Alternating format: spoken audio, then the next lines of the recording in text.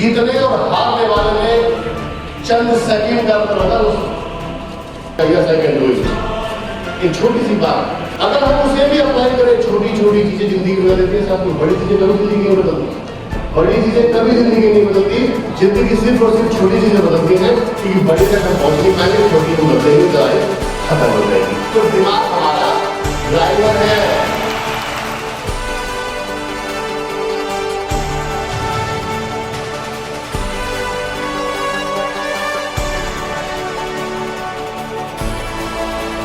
आगे देश आपके हाथ में है, लेकिन नशे से दूर नहीं, नशा नहीं करेगा यूथ। मेरा एक मैसेज है, देश आपकी तरफ देख रहा है मेरे भाइयों बहनों।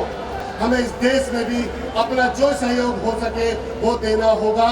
मेरी सभी यूथ से आज एक प्रॉमिस चाहता हूँ, हम नशे को खत्म कर देंगे।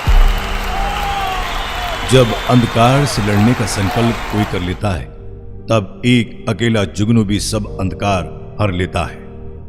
ये शब्द एक ऐसे व्यक्तित्व को चरितार्थ करते हैं जो साधारण लोगों के बीच से निकलकर अपनी असाधारण प्रतिभा एवं कार्यों की वजह से क्षेत्र की पहचान बन चुके हैं। जी हां, हम बात कर रहे हैं श्री सचिन चौधरी के बारे में। आइए उनके जीवन के अब तक के सफर पर आपको ले चलते हैं। जैसे कि आपने सुना होगा कि प्रतिभाएं सुविधाओं की मोहताज नहीं होती, चुनौतियां उन्हें और भी तराश देती हैं, जिसका जीता जागता उदाहरण है सचिन चौधरी।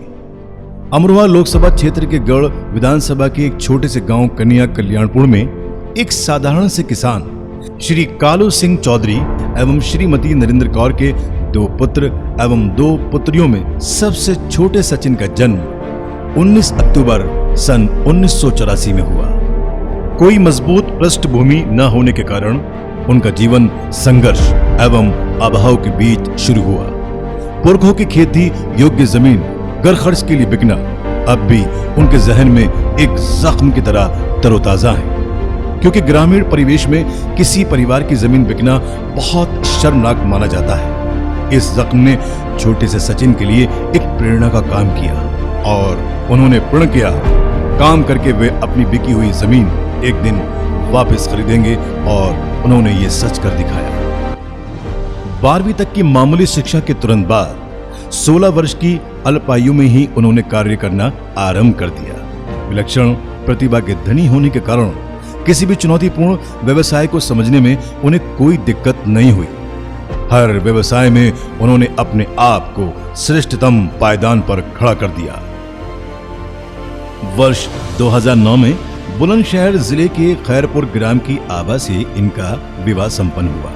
उच्च शिक्षा प्राप्त आभा एक होम मेकर से लेकर एक कारोबारी के रूप में सचिन के साथ कंधे से कंधा मिलाकर एक सशक्त आधुनिक महिला की भूमिका निभाती हैं। बेटी आराध्या के जन्म पर इन्होंने अपने कार्य से लंबा पितृत्व अवकाश लेकर अपने को एक बेहतर अभिभावक भी सिद्ध किया कि पुत्र वीर एवं बेटी के साथ समय बिताना इन्हें बहुत अच्छा लगता है।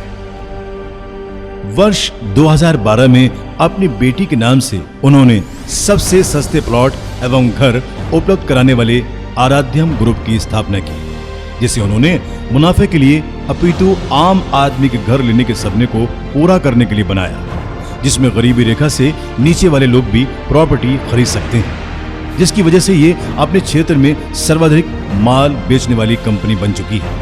इतने बड़े व्यवसाय को संभालने के साथ साथ उन्होंने समाज के कमजोर वर्ग के प्रति अपने दायित्वों को हमेशा निभाया। अपने पास पहुंचे हर जरूरतमंद की वे आज भी मदद करते हैं। नए प्रतिभाओं को प्रोत्साहन देकर उन्होंने मानवता की सेवा की है। अपने लोगों में देश प्रेम की भावना जगाने के लिए वे कुछ न कुछ बड़े आयोजन सदैव करते रहते हैं, जिसमें कई शांति यात्राएं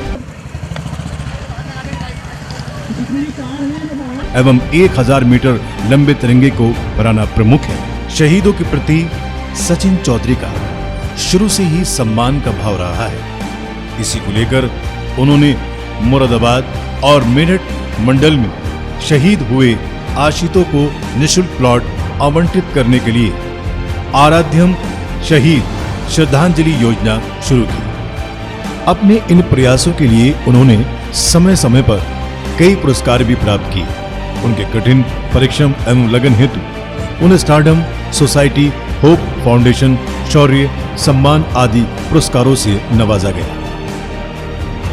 विश्व के काफी देशों को घूमने और जानने के बाद भी वो अपने देश की मिट्टी से अटूट प्रेम करते हैं। जिम और क्रिकेट के शौकीन सचिन अपने पारंपरिक भारतीय खेल कुश्ती को विश्व में नई पहचान दिलाना चाहते हैं।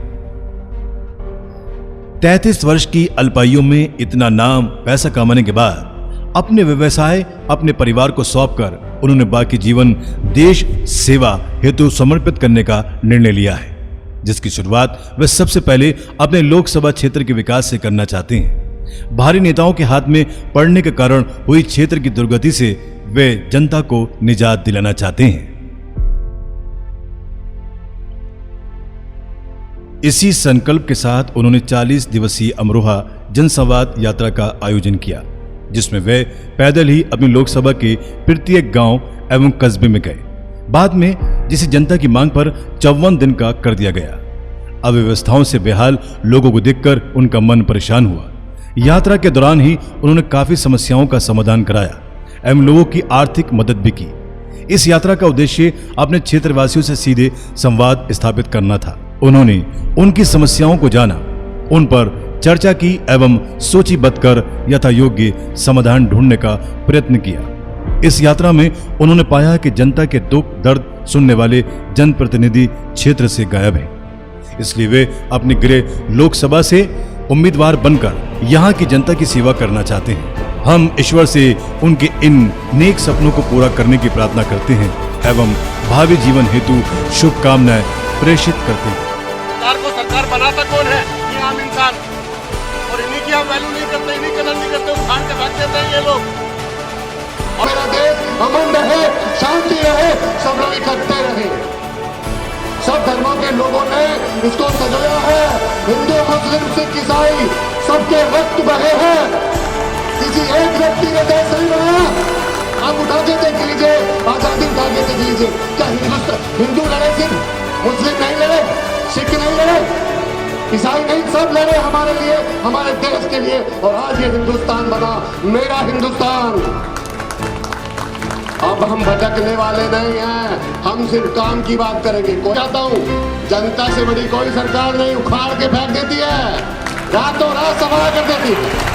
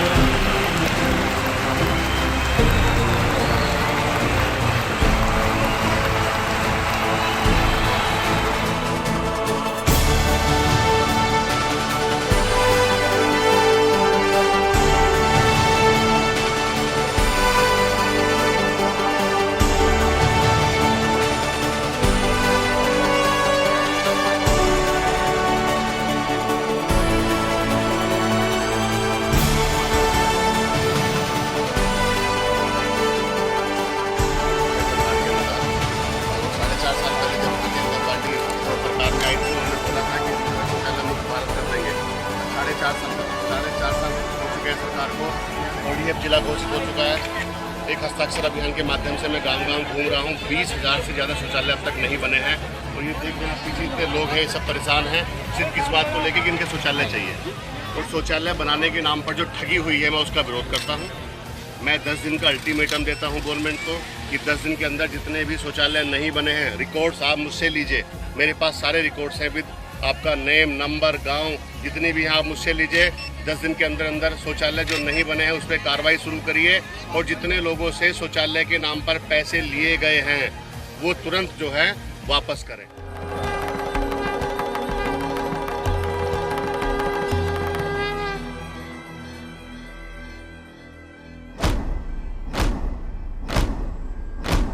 आरंभ है प्रचंड, बोल मस्तकों के झुंड, आज जंग की घड़ी की तुम गुहार दो।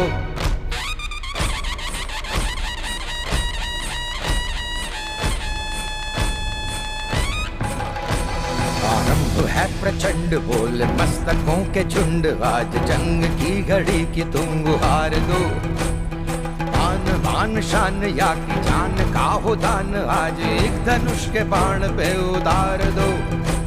आरंभ है प्रचंड बोले मस्तकों के झुंड, आज जंग की घड़ी की तुम गुहार दो। बान बान शान या की जान का हो दान, आज एक धनुष के बाण पे उतार दो। आरंभ है प्रचंड।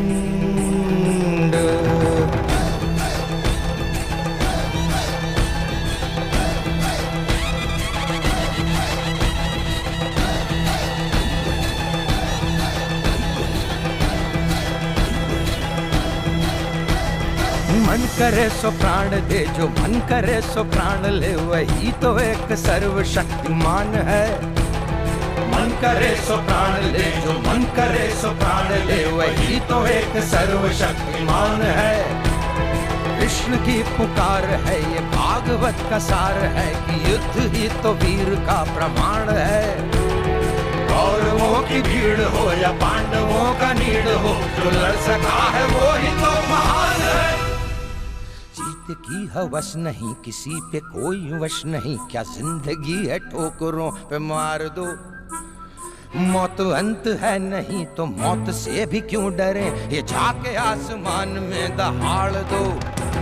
आरंभ है प्रचंड बोले मस्तकों के झुंड, आज जंग की घड़ी की तुम गुहार दो। आन बान शान या की जान का हो दान, आज एक धनुष के बाण पे उतार दो। आरंभ है प्रचंड।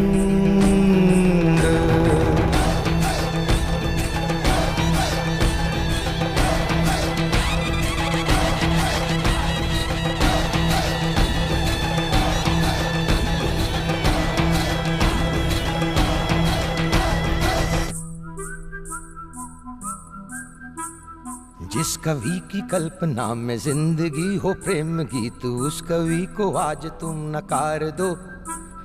भीगती मसों में आज फूलती रगों में, आज आग की लपट का तुम बघार दो। आरंभ है प्रचंड बोले मस्तकों के झुंड, आज जंग की घड़ी की तुम गुहार दो।